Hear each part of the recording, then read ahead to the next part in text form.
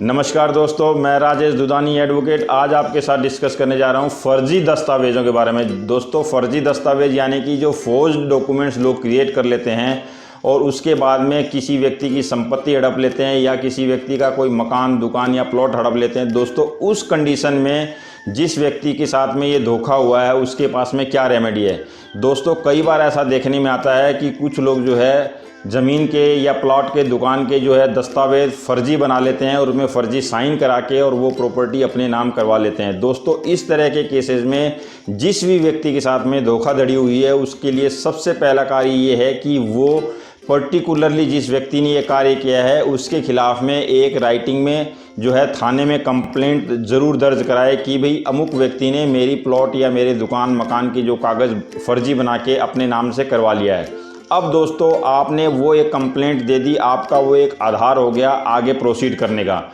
अब आपने वो कंप्लेंट के आधार पर अगर पुलिस एफआईआर दर्ज कर लेती है तो ठीक है, अदरवाइज़ दोस्तों आपके पास में रेमेडी है। आप सेक्शन 156 सब सेक्शन 3 के तहत में आप कोर्ट में जाके सीआरपीसी में आप कोर्ट को रिक्वेस्ट कर सकते हैं कि ये जो मेरा केस है वो जेन्युइन है और मेरे जो दस्तावेज हैं बिल्कुल फर्जी बनाए गए हैं। अब दोस्तों, आपके पास में सिविल में जो रेमेडी है, सिविल केस में यानी दीवानी मुकदमे के लिए जो रेमेडी है वो रेमेडी ये है दोस्तों कि आप उन दस्तावेज़ों के लिए किसी भी सिविल कोर्ट में जाके डिक्लेरेशन का सूट फाइल कर सकते हैं और डिक्लेरेशन के साथ में आप डैमेजेस भी क्लेम कर सकते हैं और इंजंक्शन भी क्लेम कर सकते हैं। डैमेजेस के तहत जो दोस्तों आपकी जो ज़मीन उसने यूज़ की है या आपकी ज़मीन का जो उसने यूज़ किया है उसके तहत आप उससे क्लेम कर सकते हैं कंपनसेशन।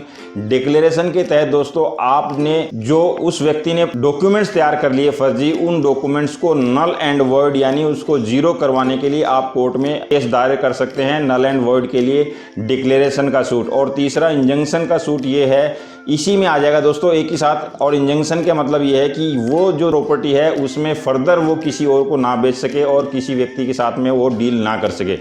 दोस्तों, ये जो चीज़ें हैं ये तीनों चीज़ें के लिए आपको सिर्फ और सिर्फ 2-3 चीज़ें ही साबित करनी होती है कि एक तो ये है कि ये जो सिग्नेचर हैं ये फर्जी सिग्नेचर हैं, दूसरा जो है इसने फर्जी ढंग से रजिस्ट्री के डिपार्टमेंट जाके इस ज़मीन की रजिस्ट्री कराई है, तीसरा जो है आपको अपनी ओनरशिप के लिए कुछ आपको ऐसा प्रूफ देना पड़ेगा जिससे कि ये साबित हो सके कि ये जो डॉक्यूमेंट्स हैं वो आपके जेन्युइन हैं। दोस्तों, फर्जी डॉक्यूमेंट्स के लिए आपको एफएसएल की भी जो है सहायता लेनी पड़ेगी केस के दौरान में, क्योंकि एफएसएल से ही इस बात का पता लगेगा कि जो सिग्नेचर्स किए गए हैं वो फर्जी हैं।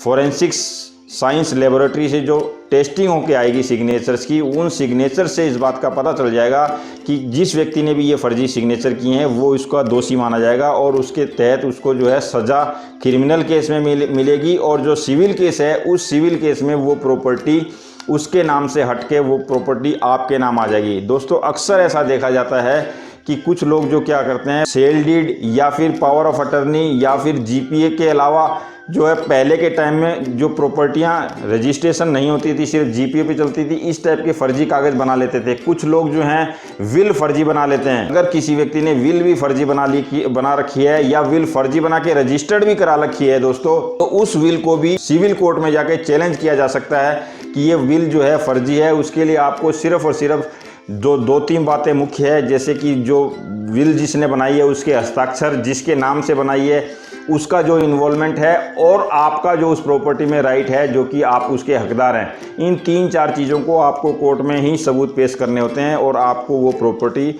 आपके नाम से मिल सकती है। तो इसलिए दोस्तों घबराएं नहीं। अगर इस तरह की कोई आपके साथ में जालसाजी या फ्रॉड हुआ है तो आप इसके लिए तुरंत कंप्लेंट करें और 156(3) में जो है क्रिमिनल केस प्रोसीड करें और जो है सिविल केस डिक्लेरेशन का, डैमेजेस का और इंजंक्शन का एक साथ में सिविल सूट सिविल कोर्ट में डालें। तो इस तरह से आपकी खोई हुई प्रॉपर्टी आपको फिर से मिल सकती है।